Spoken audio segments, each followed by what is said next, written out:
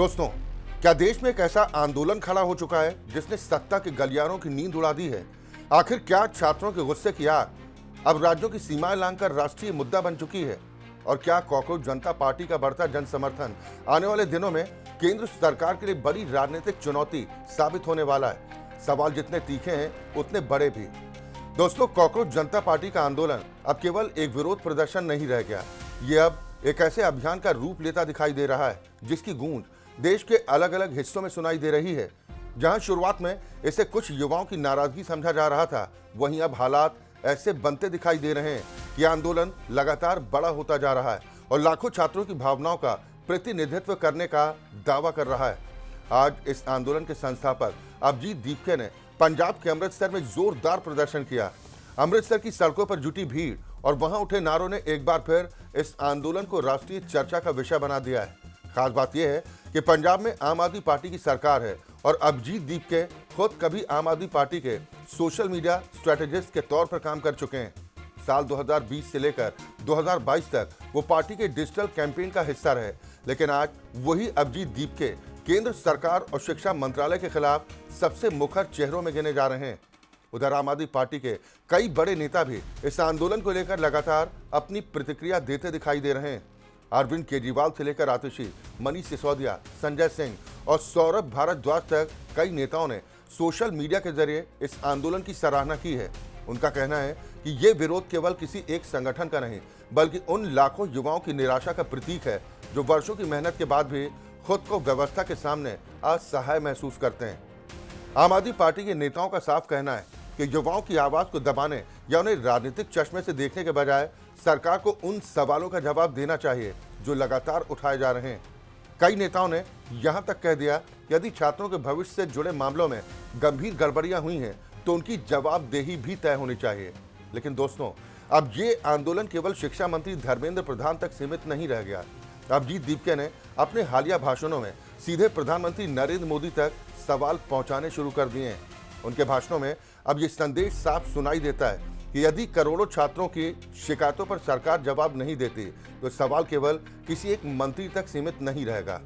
अभिजीत दीपके लगातार ये आरोप लगा रहे हैं कि शिक्षा मंत्री धर्मेंद्र प्रधान के कार्यकाल में कई महत्वपूर्ण परीक्षाओं को लेकर विवाद सामने आए, चाहे नीट परीक्षा को लेकर उठे सवाल हो, यूजीसी नेट को लेकर विवाद हो, सीयूईटी परीक्षा की समस्याएं हो या फिर अन्य भर्ती प्रक्रियाओं पर उठ रहे प्रश्न।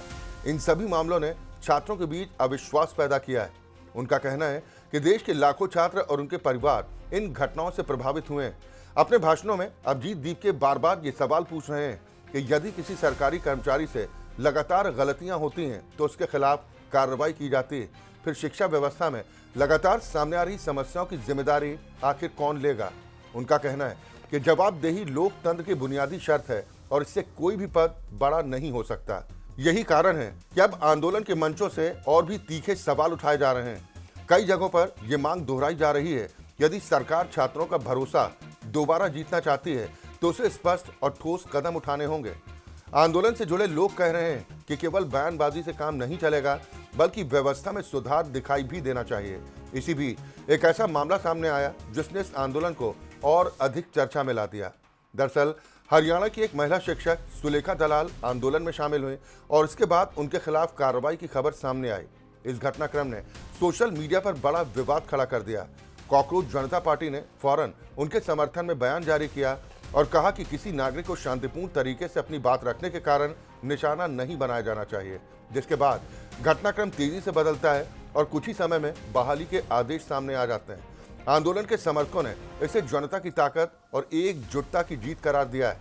वहीं सुलेखा दलाल ने भी अपनी प्रतिक्रिया देते हुए कहा कि वो किसी राजनीतिक कारण से आंदोलन में शामिल नहीं हुए। सुलेखा दलाल ने भावुक होते हुए बताया कि उनका बेटा और उनके कई दोस्त वर्षों से प्रतियोगी परीक्षाओं और सरकारी नौकरियों की तैयारी कर रहे हैं। उन्होंने कहा कि जब किसी परीक्षा पर सवाल उठते हैं या भर्ती प्रक्रिया रद्द होती है तो उसका असर केवल उम्मीदवार पर नहीं बल्कि पूरे परिवार पर पड़ता है। उन्होंने कहा कि एक मां होने के नाते वो उन परेशानियों को बहुत करीब से महसूस करती हैं जिनसे लाखों परिवार गुजरते हैं। उन्होंने ये भी कहा कि युवाओं की समस्याओं को राजनीतिक चश्मे से नहीं देखा जाना चाहिए। ये केवल रोजगार या फिर परीक्षा का सवाल नहीं है, बल्कि पूरे परिवारों के भविष्य और उम्मीदों का सवाल। उनके इस बयान ने सोशल मीडिया पर बड़ी चर्चा पैदा की और हजारों लोगों ने इसका समर्थन किया। उधर कॉकरोच जनता पार्टी अब आंदोलन को और बड़े स्तर पर ले जाने की तैयारी में जुटी है।